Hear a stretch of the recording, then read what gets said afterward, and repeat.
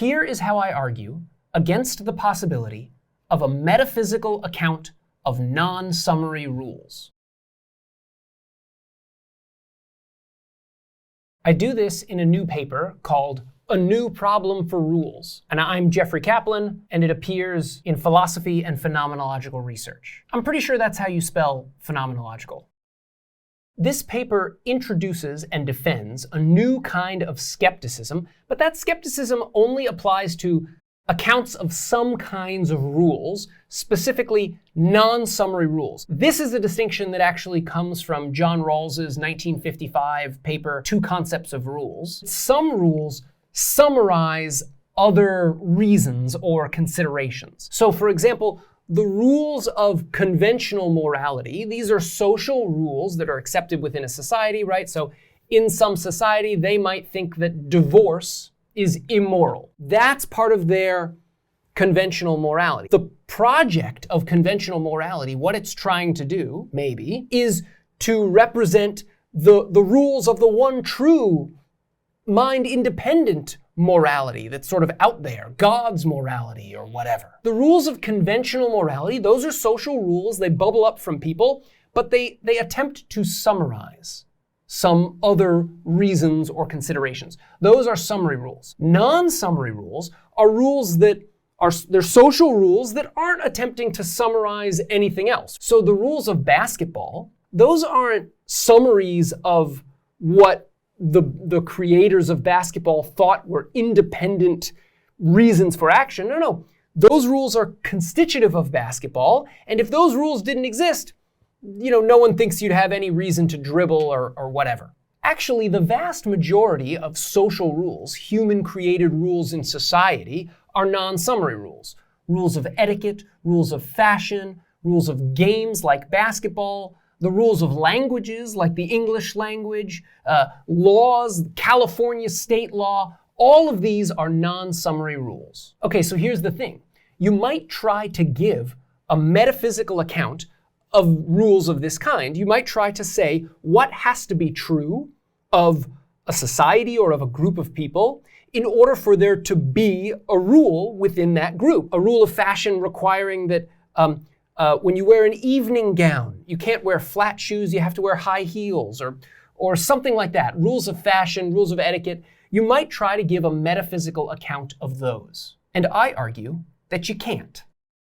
And here's how this argument is structured. I go through, in a sort of systematic way, the different types of accounts that you might try to give. You might try to give, for example, a behaviorist account, an account that explains the existence of rules purely in terms of outwardly observable behavior, sounds coming out of your mouths, movement of the body, and so forth. I argue that that won't work. Then I go on to consider, one step at a time, accounts of rules that include richer explanatory bases.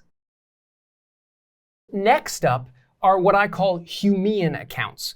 These are any accounts that try to explain the existence of social rules in terms of the tools of David Hume's belief desires style psychology. You might, for example, be familiar with David Lewis's view of convention. That's a Humean view, not only because it was explicitly inspired by Hume, but also because the account just uses expectations of other people's behaviors. That's just a kind of belief. And preferences. Well, those are just a kind of desire. Lewis's account uses these Humean resources, and I argue that that account fails. And then there's other more contemporary Humean accounts, such as those of Jung and Bicchieri. I argue that those accounts won't work either. And you can see how this is going to go. I keep adding a richer and richer pool of potential explanatory material, explanatory resources, and then I just sort of reach the end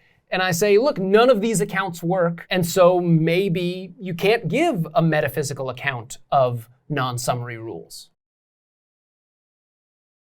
The final broad type of metaphysical accounts of non-summary rules are normative attitude accounts. That's what I'm calling them, at least. These are accounts, metaphysical accounts, that use behavior.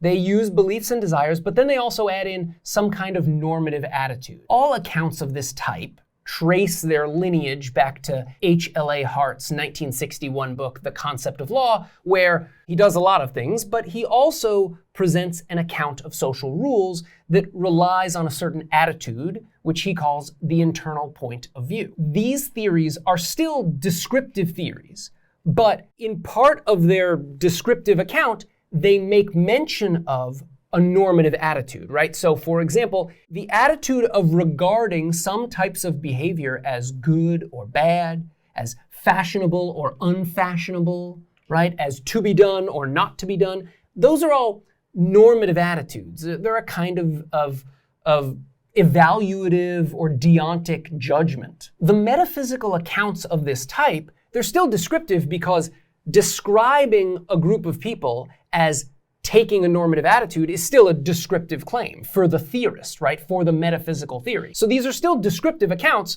but they mention normativity in their explanatory base. These are the most popular type of theory of social rules on the market today. I guess the most prominent comes from Southwood and Erickson, but there's this distinction which has somewhat recently come to prominence in the philosophy of law and elsewhere, this distinction between robust reasons and non-robust reasons. And once you apply that distinction to these normative attitude accounts, you realize, oh, these accounts are perfectly good at explaining summary rules, like the rules of conventional morality, but they run into like a deep circularity problem when you apply them to non-summary rules, like the rules of etiquette or fashion or games or language or law. Anyway, so that's how the paper goes, and then it just sort of ends, and it's like, all right, none of these types of accounts work, and